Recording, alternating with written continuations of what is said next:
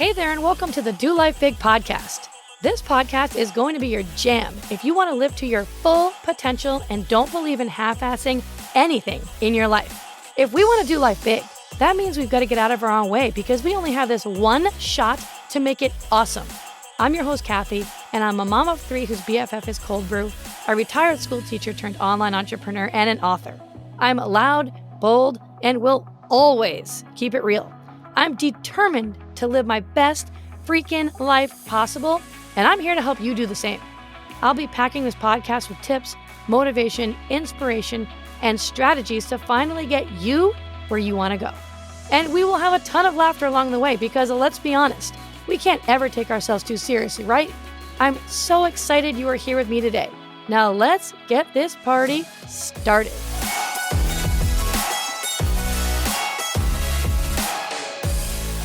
Hey, my friend, what is up? And welcome back to another episode of Do Life Big. I hope that you are doing fantastic.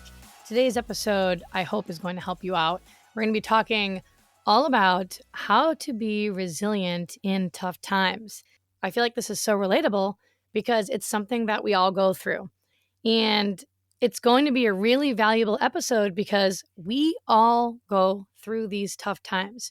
No one is exempt from them, and understanding how to navigate through these tough times is really important for your personal growth and for your fulfillment and just your happiness and your general well-being while you're here on this earth. This isn't going to be an episode where we try to actually fix your struggle that you're going through right now or try to get you to just ignore your emotions and your feelings and pretend like it doesn't exist. But I'm hoping that what I'm going to share with you will give you a new perspective and give you hope for the future. And maybe it will help you start to see just a small glimmer of light in this time in your life right now where things may not seem very bright at all. You know, this journey of life, it's filled with so many ups and downs. And damn, like when we are going through those up times, we feel awesome. Like things are so great. Life is good. I'm good. You're good. We're all good. We feel like we're sitting on top of the world and we're untouchable and we're just loving it. Things feel easy. Things feel light. And we just feel happy. And it's easy to feel grateful when we're going through times when life is just kind of coasting by nice and smooth. And then the downs hit. And some downs hit much, much harder than others, right? And they're much harder to cope with.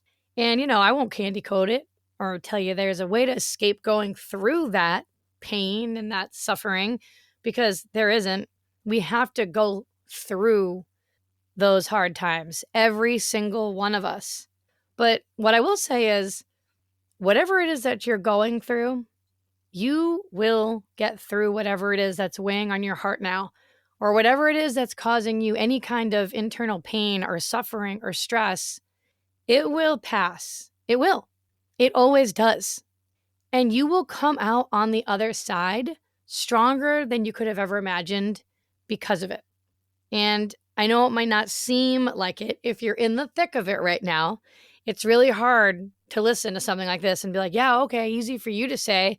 This just happened, or, this person just passed away, or I just lost my job, or, I don't have a home to live in now.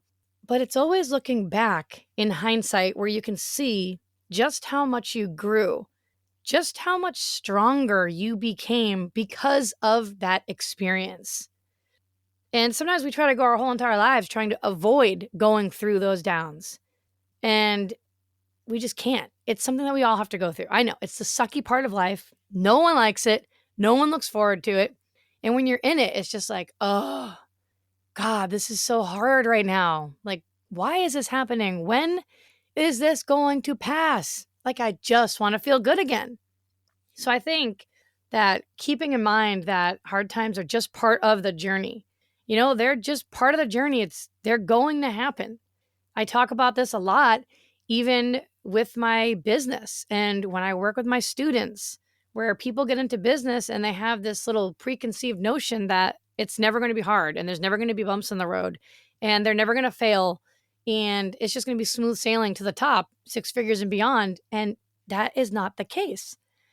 And then when those hard times come, it's much, much harder for them to handle because they just didn't even put it in there as a reality that could possibly happen to them.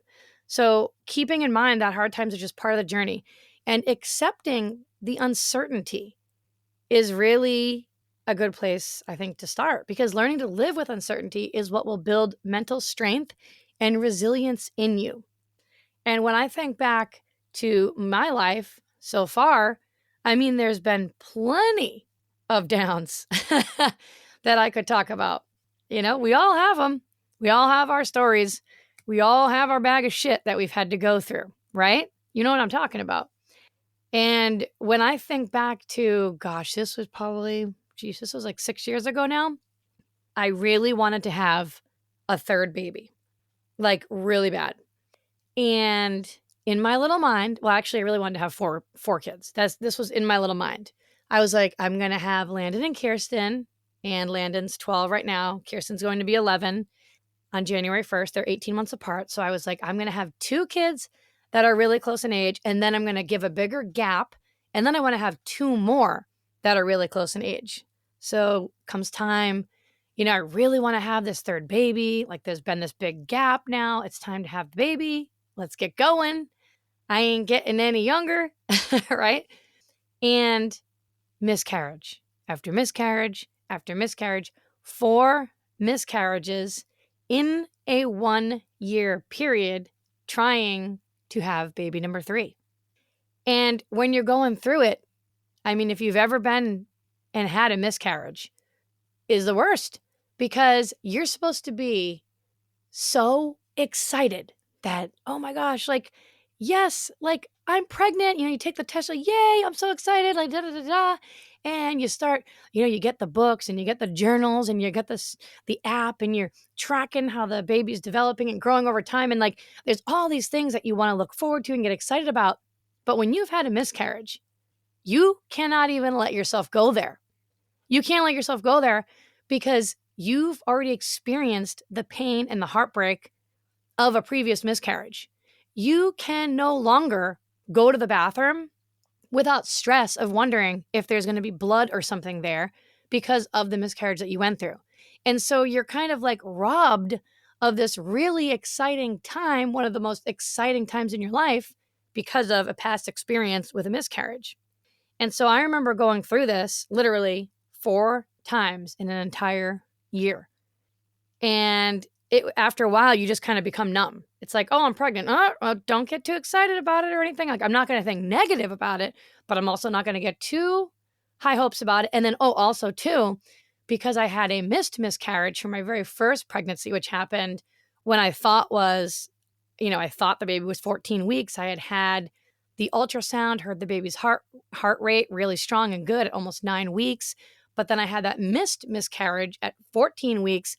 Now going through this whole period of trying to conceive for baby number 3 with 4 miscarriages, every time I found out I was pregnant, it was like, don't tell anyone until you make it through the first trimester because of what happened the first time. And so you're keeping the secret with yourself and you're just stressed and on edge the entire time. If you've gone through this, you know exactly what I'm talking about.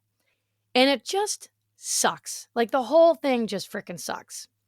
And I remember going through it being like, oh my God, this is out of control.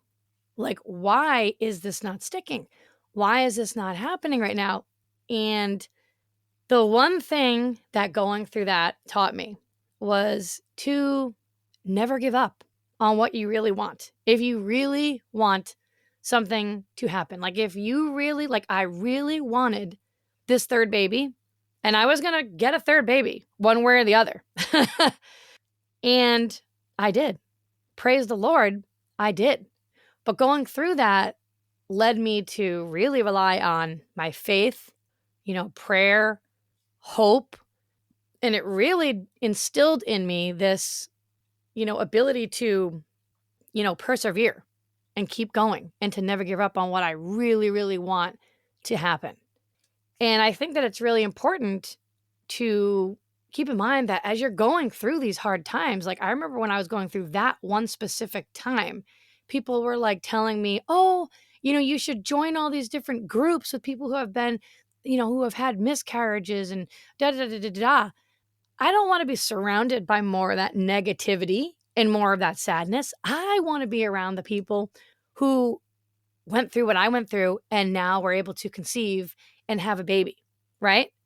And so it's very easy. What I'm trying to say right here is that when you're in the thick of whatever it is that you're going through and struggling with, it's like they say, misery loves company. It's really easy to find someone else that's going through a similar situation as you and kind of like hunker down and be sad and depressed and hopeless together. And the whole world sucks. Nothing ever works for me. It's really easy to do that.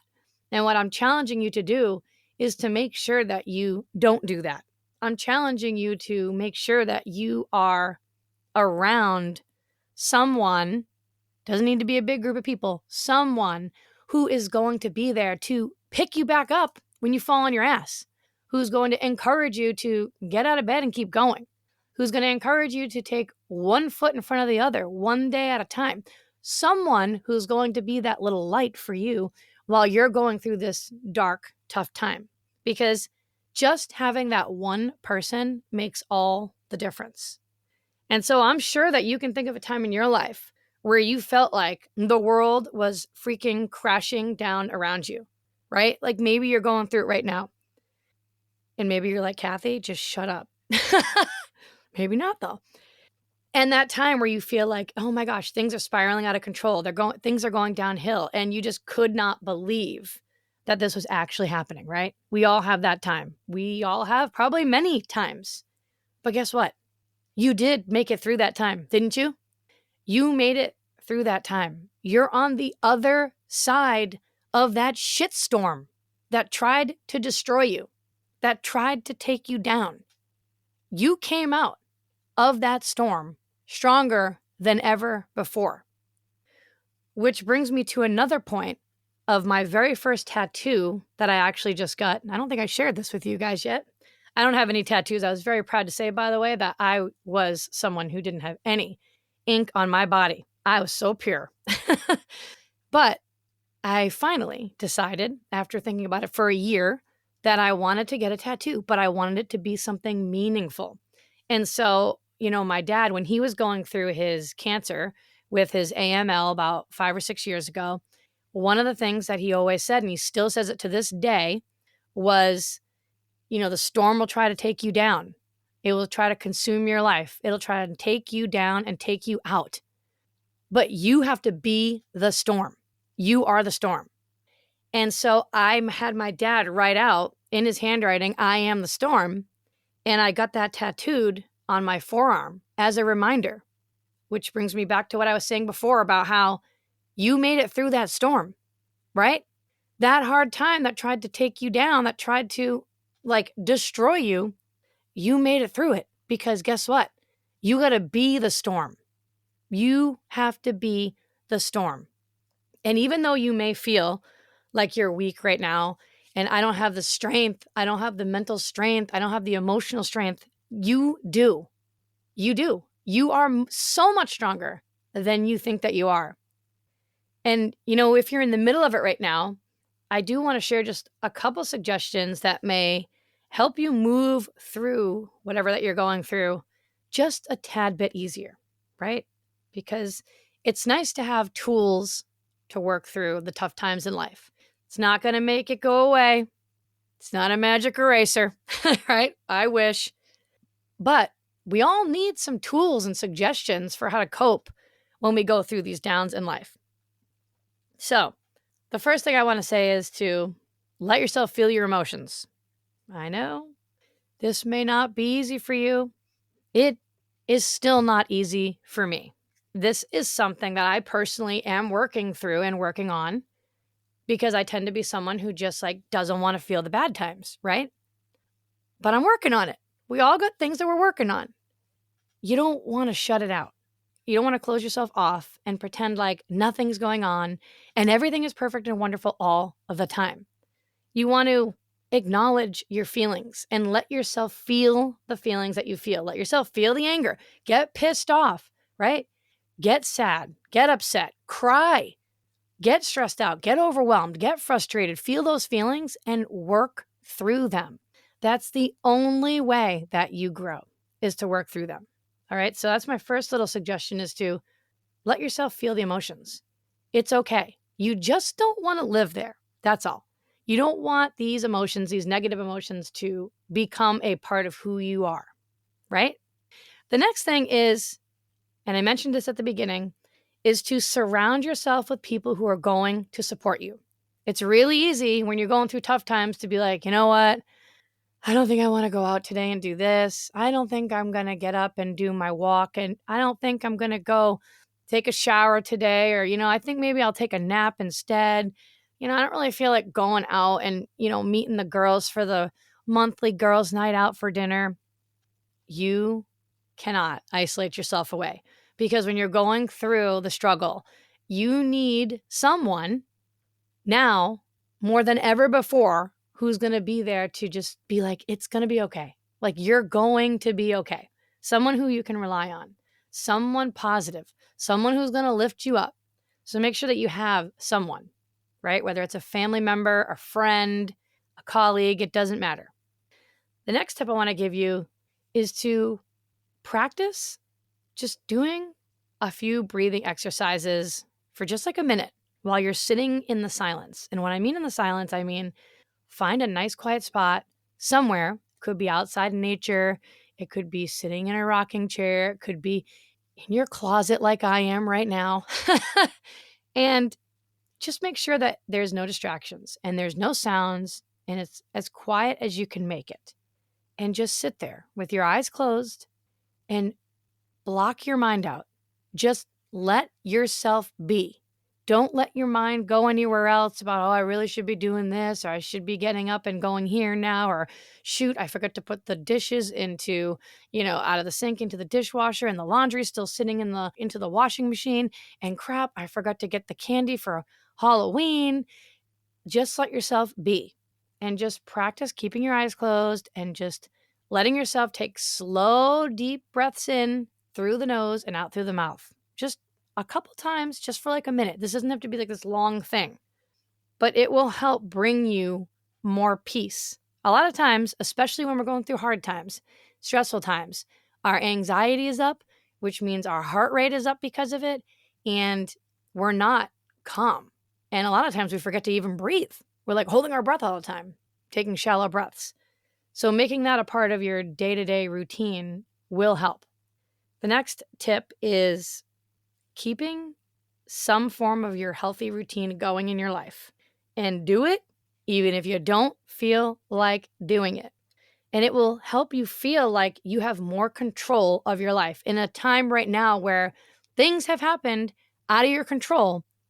Control what we can control, right? We can't control, I couldn't control that I was having miscarriage after miscarriage after miscarriage.